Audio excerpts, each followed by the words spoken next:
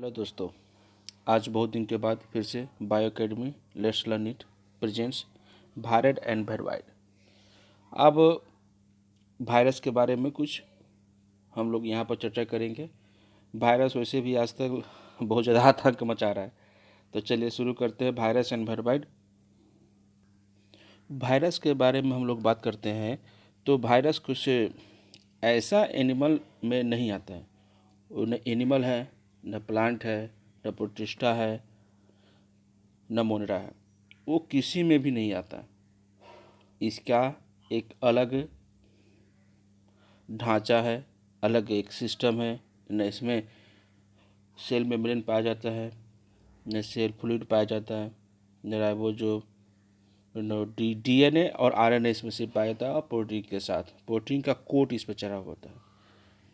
RH. व्हिटकर साहब ने इसको कहीं नहीं इसको प्लेस किया। लेकिन virus are not truly living, ये ट्रूली लिविंग नहीं है, as they are living only inside the host body else inert. ये जब मान लीजिए कि आप बाहर, ये वायरस बाहर में है, बाहर कैसे, किसी शरीर के बाहर में है, तो ये एक इनर्ट की तरफ काम करेगा, मतलब कि लाया एक मरा हुआ है। लेकिन जैसे ही शरीर के अंदर आया, होस्ट के अंदर आ गया, ये अपना रंग दिखाना चालू कर देगा। They are non cellular organism characters, मतलब नॉन ऑर्गेनिज्म मतलब हो गया, नॉन सेलुलर ऑर्गेनिज्म हो गया कि मतलब कि ये नॉन सेलुलर है।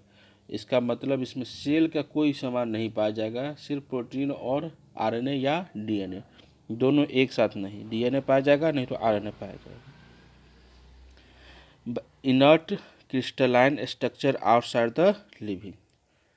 ऑब्लिगेट मतलब कंपलसरी, ये पैरासाइट है, निश्चित पैरासाइट होगा।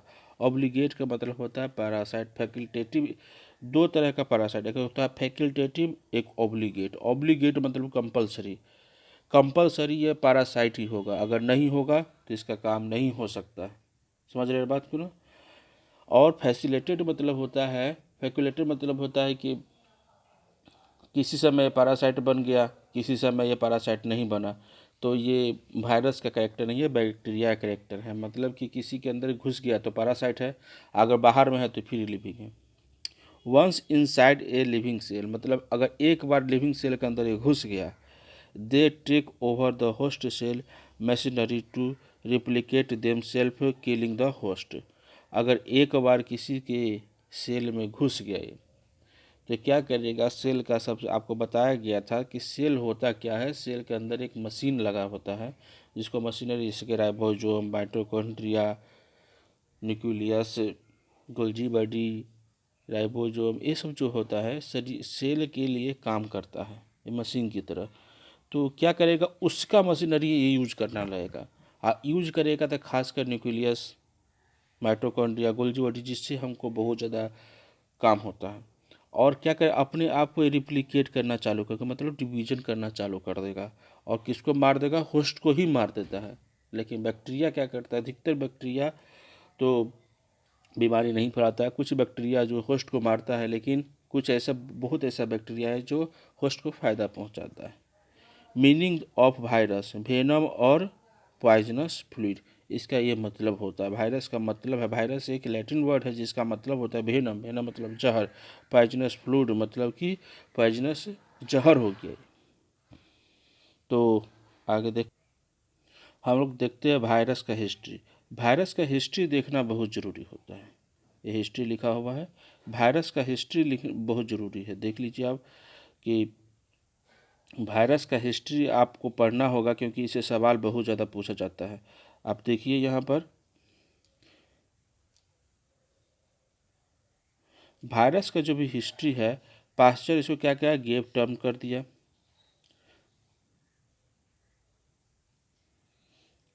पास्चर हो गया, इसका गेव टर्म है इनोविस्की। इवानोविस्की क्या किया, 1892 में डिस्कवर किया एक वायरस जिसका नाम था TMV, tobacco mosaic virus. He identify causative agent of mosaic disease. Virus are smaller than bacteria as they can pass through bacteria proof filter. मतलब कि जो बैक्टीरिया जो होता है ना, वायरस से बड़ा होता है। तो आजकल कोरोना का जो इफेक्ट चल रहा है, तो हम लोग जो मास्क पहनते हैं, तो मास्क जब खरीदिएगा तो उस पर ज़रूर देखिएगा कि एंटी वायरस लिखा होना चाहिए। एंटी बैक्टीरिया लिखा होगा तो आपको काम नहीं करेगा। क्यों? क्योंकि वो वायरस से बड़ा होता है बैक्टीरिया, और वायरस से बड़ा होता है। अगर उसको फिल्टर करेंगे तो क्या है, वायरस तो घुस जाएगा लेकिन बैक्टीरिया बचा रहेगा। तो यहाँ पर भी रोकना है कि इसको बैक्टीरिया वायरस को, जो कोरोना वायरस है। बेंजरिंग ने 1898 ईस्वी में ही found that the exist of infected plant cause a disease in healthy plant. Beijerinck ने इसको देखा कि क्या किससे निकाला था, ये इन्फेक्टेड प्लांट से निकाला था। He called the fluid of contagium vivum fluidum. ये एक लैटिन वर्ड है। कॉन्टाजिनम मतलब रखने वाला, वैबम मतलब जहर, और फ्लूडियम मतलब फ्लूइड मतलब हो गया कि पानी, मतलब पानी के जैसा। इसको इंग्लिश में इस ट्रांसलेशन इन्फेसियस लिविंग फ्लूइड। स्टेनली ने 1935 में इसको क्रिस्टलाइज कर दिया। क्रिस्टलाइज का मतलब, ये तो बाहर में इसको रखेंगे तो क्या हो गया, क्रिस्टल के रूप में रहता है। अगर बाहर क्रिस्टल के रूप में इसको क्रिस्टलाइज करना बहुत आसान हो गया। तो क्रिस्टलाइन वायरस, तो आपसे सवाल पूछेगा कि स्टेनली ने सबसे पहले किस वायरस को क्रिस्टलाइन किया? TMV, tobacco mosaic virus, and demonstrated that crystal contain largely proteins.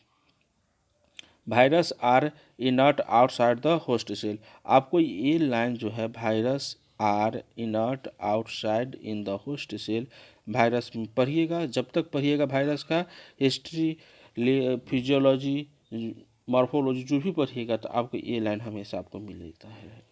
तो चलिए आगे देखते हैं वायरस के बारे में। तो दोस्तों, आज का क्लास यही तक, क्योंकि इसका हमको स्ट्रक्चर पढ़ना है, और स्ट्रक्चर जो पढ़ना है तो चलते हैं अगले क्लास में इसका मैं स्ट्रक्चर के बारे में। तब तक के लिए थैंक यू वेरी मच।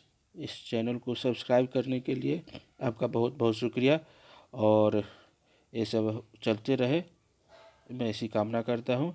आप कुछ भी हमसे पूछ सकते हैं, मेरा ईमेल पे या कमेंट सेक्शन में डाल सकते हैं। धन्यवाद, थैंक यू वेरी मच। आपका दिन शुभ रहे। जय हिंद।